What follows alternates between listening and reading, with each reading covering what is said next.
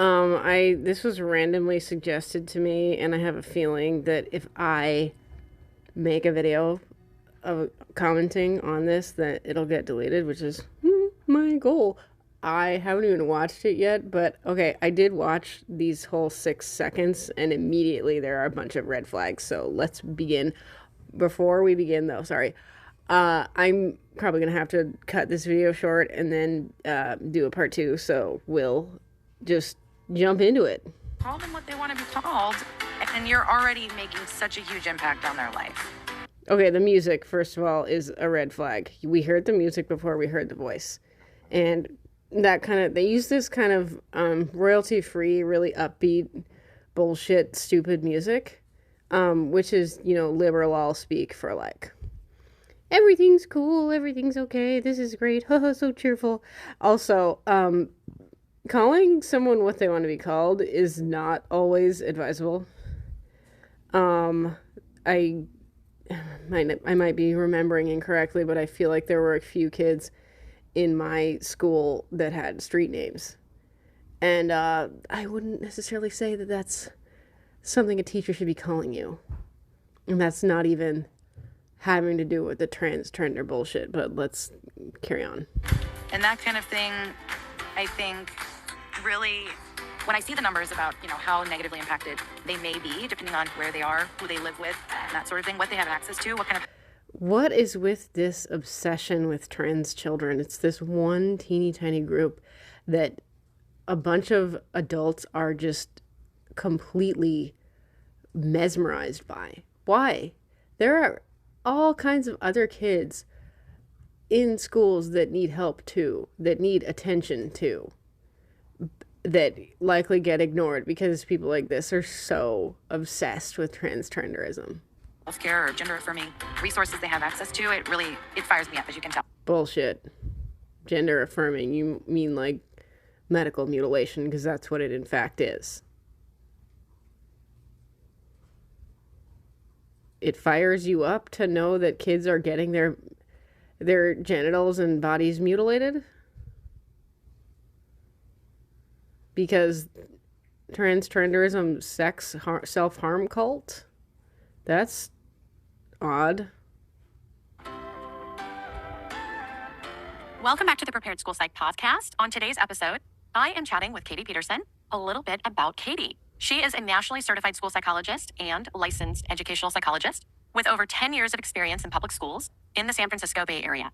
She currently serves... I was actually trying to find out from the description where this is. I was like, where? I didn't look that carefully, but I was like, where is this? No fucking wonder it's in the Bay Area, San Francisco. They're so liberal there, their brains have fallen all of the way out. Serves an elementary school and assists the preschool assessment team in Santa Clara Unified School District in California. Katie is passionate about special education and mental health policy, actively engaging in advocacy at the California State Capitol. Her interests include mental health awareness, autism spectrum disorders, and support. If you're aware of autism spectrum disorders, you really haven't connected the dots between autism spectrum disorders and transgenderism. I don't know what's wrong with you, but there's a very strong connection there. LGBTQ plus youth. Katie also holds several leadership roles, including past president and current secretary of the Santa Clara County Association of School Psychologists, affiliate representative on the CAST Board of Directors, and adjunct professor at UMass Global. In her free time, it seems amazing that you even have free time. In her free time, Katie enjoys birding, scuba diving, woodworking, and quilting, and is a proud pet parent to her dogs and cats. I am so happy to have... Why am I not surprised this woman doesn't have her own children? But it fires her up inside to know that kids' minds are being messed with the trans cult. Okay. Here, Katie, welcome. I'm really excited to be talking to you this morning. Thank you for having me. Of course, we kick off with the most important question. What is your favorite TV show you are watching right now? Well, it's... Oh my God. Why do they always talk about this? They always bring it up. I'm so sick of it. Funny that you asked this because I spent the summer when I wasn't traveling binge watching all I bet it's gonna be something stupid. That's just my guess. of the shows that have been nominated for Emmys. So Okay. I'm pretty much through most of them. I'm getting through Morning Show now, but my favorite so far has been Ripley with Andrew Scott. It's on Netflix. Haven't seen it. I highly recommend it. It's beautiful. It's a limited series, so it's only an 8-episode show, and it's incredible. So that's a really good one. Everyone should check it out. Love this. I get so many ideas from asking people questions, so yay. Thank you, thank you. And one... The captions that are lighting up and stuff, they're kind of bothering me. And normally I actually really prefer to have captions on, but these are, like, bugging me. What's interesting about people of this political affiliation is that they just go all out in every single area that they can, and it's not necessarily always the right area. Like, yeah, you've got these nice, very clear, very advanced captions on, but you're advocating for children to be trans. There's a lot wrong with this picture. Sentence, how do you think your colleagues describe you as a school psychologist? I would say my colleagues describe me as a... Oh, this is a little weird, honestly. I don't... Oh, God, I just saw the she, her. Okay, but aside from that, I find this strange. They're I feel like they're supposed to be talking about, like, what's to be done in schools and school policies and stuff, and they're making it like a goddamn talk show, but I digress. Positive, student-centered professional who is always open to problem solving, figuring things out, figuring out how we can best support our students. I love that. Well, how long have you been in the field of school psychology, and at what point in your journey did you become interested in or kind of focused on supporting the LGBTQ plus community at your schools? Yeah, so this is my 11th year as a credentialed school psych. I just got my LEP, my licensed educational psychologist license in November, so I'm doing some LEP stuff. So I would say that my... Can you hear me, Pat? Danny, here you go. Journey has always included thinking about supporting the LGBTQ plus community. Even before I went to grad school, I was involved in the local community, going to pride parades and things with my family and marching in parades back home while I was still in high school. In grad school, there was a research paper we had to do. I ended up choosing to do it on, at the time, they were calling it sexual minority youth through NASP. So I wrote a research paper on that while I was in grad school. And it just kind of evolved as I've gone through working and learning my population and just trying to figure out What is NASP? how I can fit that work in to be as most effective as I can be. Well, I know for a lot of school psychologists, this topic can seem daunting. Tell me about your learning curve with this topic. What has been that learning process for you? I can hardly wait. I've given this topic as a presentation a lot of times, and I think what might scare people or what might feel daunting or overwhelming is all of the laws, like what is allowed, what is legal. But when you put that aside and you just think about the basics, it's very easy. Just stay student-centered.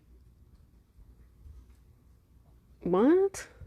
Stay student-centered at your work. Stay grounded in what is best and what is right to affirm and support and uplift this child that's in front of me. And it's very simple. So when I get into a rut where I'm like, what am I going to do? How am I going to do this? I go back to, well, what's best for the child? And then I try to navigate it from that. That sounds like just falling to a child's every whim, entertaining every possible thing a child could throw at you. Back in my day, we called that spoiling. And it's just not sustainable. I mean, she's being rather vague. She's probably going to get into really the semantics of this, but yeah, it's good to be student-centered, but you also have to be reality-centered. Lens. But the tricky thing is that the laws are always evolving and changing. And so the learning curve is kind of like ever evolving, and you just kind of have to stay on top of it. But if you know the resources to go to keep on top of that, it's easier. And I'm going to share some information about What learning curve is ever evolving? Whatever. resources, and we can have sent out to everyone so that they have a starting point. Well, let's just talk about that piece since we're chatting about it right now.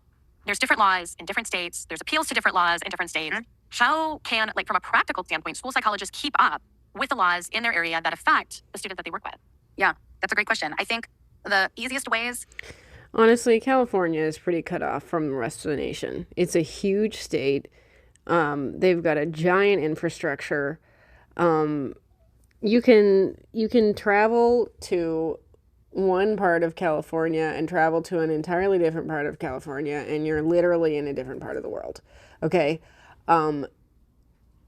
People really are kind of cut off, and they're kind of on their own trajectory.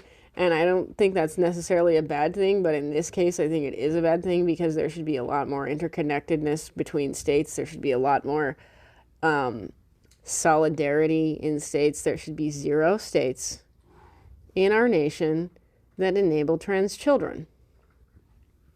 But California is not one of those. Easiest. The easiest ways would be I am on listservs for different LGBTQ communities in my area. And when there are laws being proposed that are going to be, that are transphobic or homophobic or that are going to limit access That are gonna be transphobic. to freedoms and to rights for the LGBTQ community. What fucking rights is she talking about? These people are crazy. What rights does a trans child not have that other children have? Like, excuse me?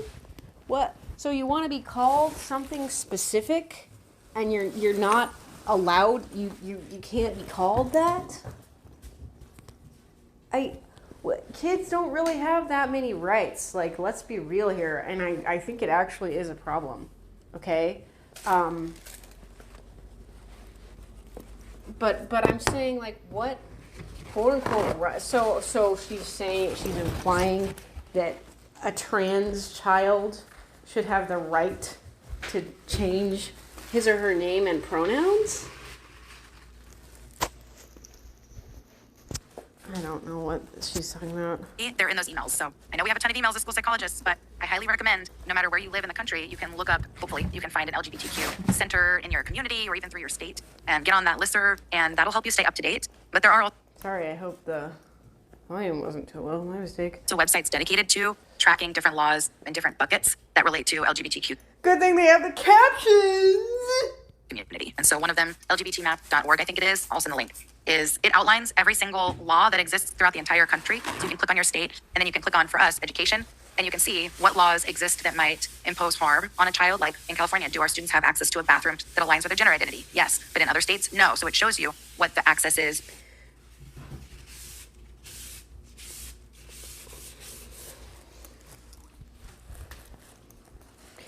I would say there are kids who would really prefer to have a single stall, 4-walled bathroom that are male or female and not trans.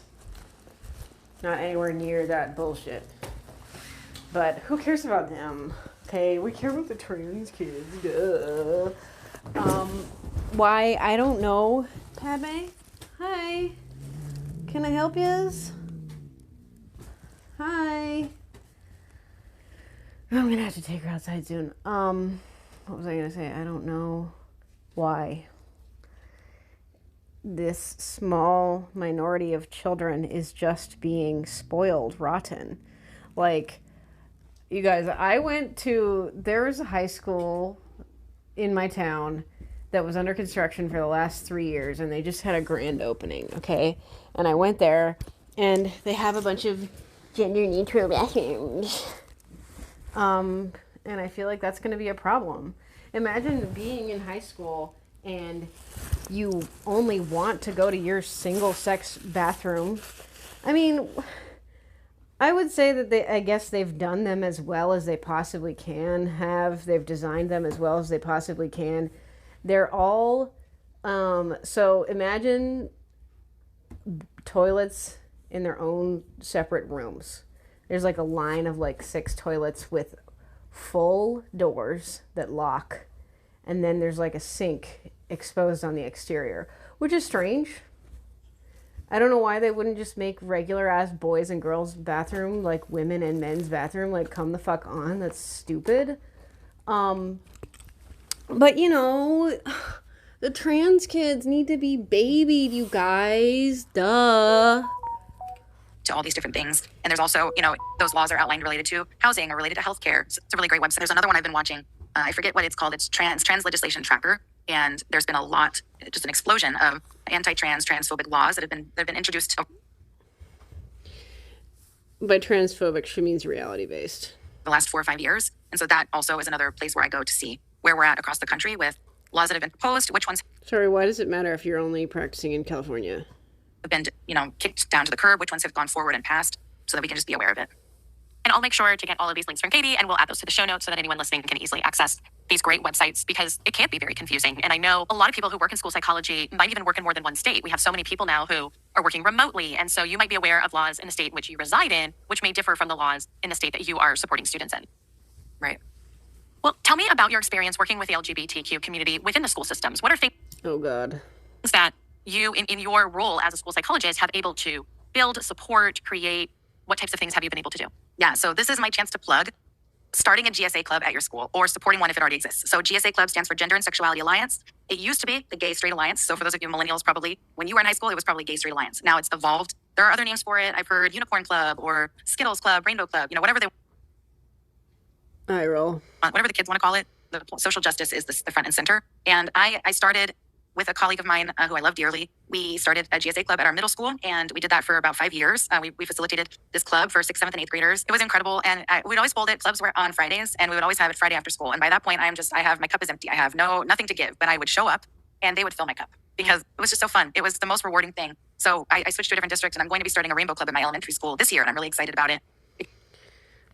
An elementary school? Why do elementary schoolers need a gay straight alliance? What? Because I think that there are so many resources that psychs can use to just get it going. It doesn't take a lot of legwork, and it is so incredible. And the research shows, there's been research done by GLSEN especially, which is the Gay, Lesbian, Straight Education Network, that has shown that a school that has a GSA club on campus positively affects an LGBTQ child's feelings of community, feelings of, you know, wanting to go to school and feeling affirmed at their school, even if they don't participate in the GSA club. Yeah, so the child doesn't even... I feel like they're kind of just creating this bubble early on. Like, that's what I noticed about the trans cult when I was in it, was they were in their own fucking bubble. They were vehemently rejecting society, and they were only living within their own bubble. And anyone outside of their bubble was not welcome and was transphobic and whatever the fuck.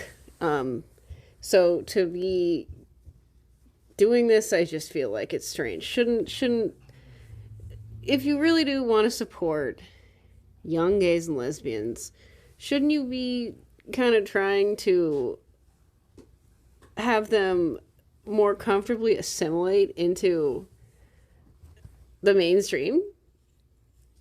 Shouldn't that be a goal? Whatever. To be a part of the club, just knowing that it exists on their campus has a positive impact for them. Wow.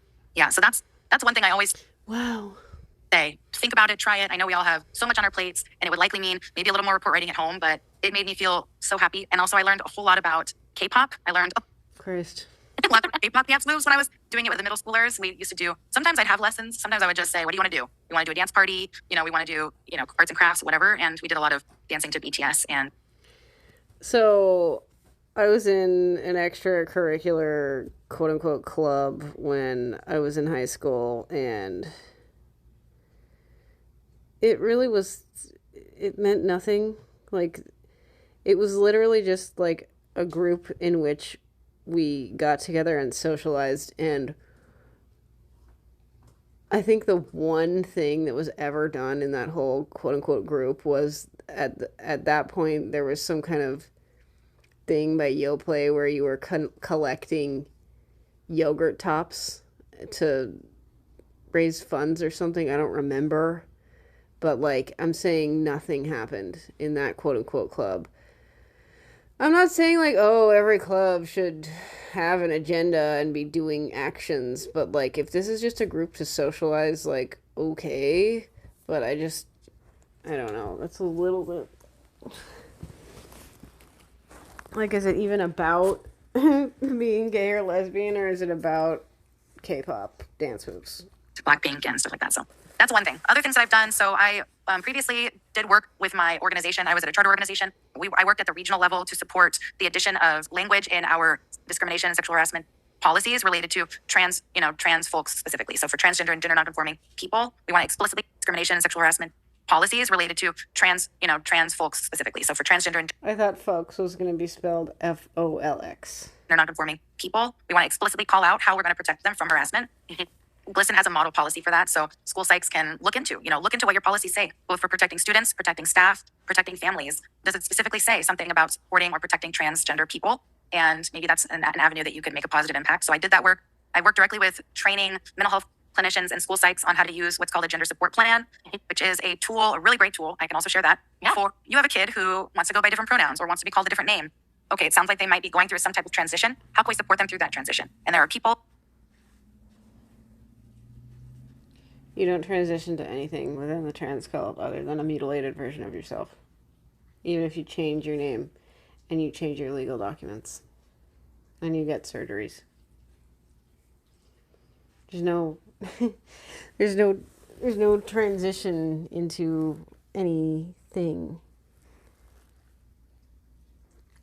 I don't think it's so outrageous if a kid wants to go by a different name.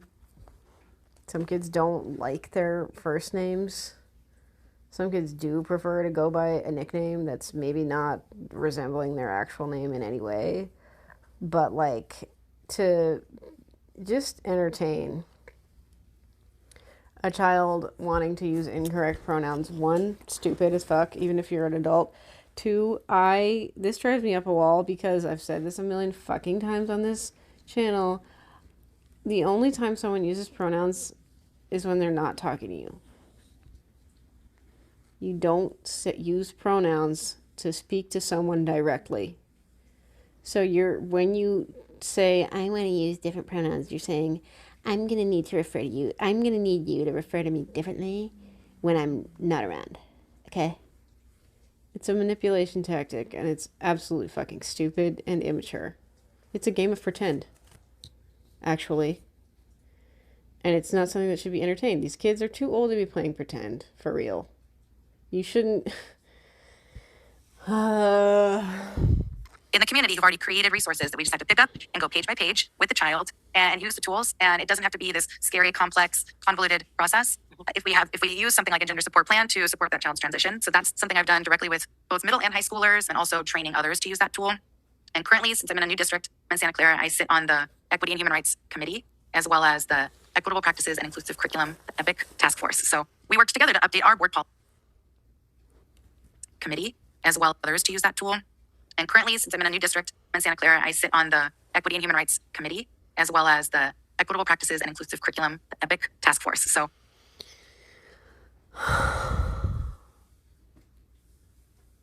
how self-aggrandizing that they call themselves the EPIC Task Force. We worked together to update our board policies and regulations related to advocating for LGBTQ community, and especially related to... So they're not advocating them related to actual sexism. This is, honestly, I know I've said this on my channel also before, the transgenderism is this massive, massive deflection from actual, real, lived sexism. It's this massive deflection from calling out sex-based discrimination. It's this facade, okay, that people fell for because, well, they could handle that. But giving girls and women's rights, no. But, oh, yeah, men who think they're women, sure. Yeah, let's do it. This makes me really mad. Protecting students. And it also makes me really mad that other women don't see it. I was noticing when I was in the trans cult that a lot of it was the erasure of women. A lot of it was making sure that women aren't discussed because that's transphobic. And I'm beyond repulsed that this bullshit has made it into public schools. No fucking wonder people are homeschooling and sending their kids to private schools. And even unschooling, for that matter. Like, so these people, I know that unschooling has kind of gotten to be like a hot thing to make videos, a hot subject to make videos about. But fam, I get it that people would rather just have their kid fucking feral than want to learn this shit. Okay? That's how bad this has gotten. And it comes to them maybe coming out to folks on campus. And how do we protect them while they navigate that if they're not yet in a place where they're ready to share that with their family? I'm curious, specifically, I guess let's go back to the GSA Club. If a school psychologist is listening to this and they're just wondering, how do I even broach this conversation? I'm not quite sure how this is going to land with my administration, with PTA. Like, what are some tips that you would give for someone who's like, this sounds amazing, and how do I do this? It is tricky. And I've had varying degrees of obstacles that have come in my way. And this is me speaking from a place where I live in a liberal area in California. I live in the Bay Area. And, I was actually kind of surprised with some of the things I was coming up against. But so I think about that when I think about folks who are in other states where, there aren't protection. California has a law that specifically says if a school has any other club on campus that is a non-academic club, the school cannot say no if you ask to start a GSA club, or if students want to start a GSA club, they are protected. They have a right to do that. So if there's a chess club or a robotics club or dance club, whatever other clubs may exist at that site, and then the students or staff say, we want to start a GSA, the principal can't say no. There's a law that says that. So that's great for California. but folks who are in other states may not have that protection. So I would say start with asking your school psych team, hey, do any of your first, I mean, obviously, does your school already have a GSA club? And if so, who's the advisor? Sorry, that's kind of a stupid law. They really put all that effort in to say you cannot say no to a GSA. Okay. But it's not, ask the school psych team in your district. Do any of your schools have a GSA club on site or something related to that social justice kind of focused club? And if there are none, Okay, then I'm gonna yeah, go. I mean, learning the landscape of your. I am gonna go. We will finish this later. 15:55. What a perfect time.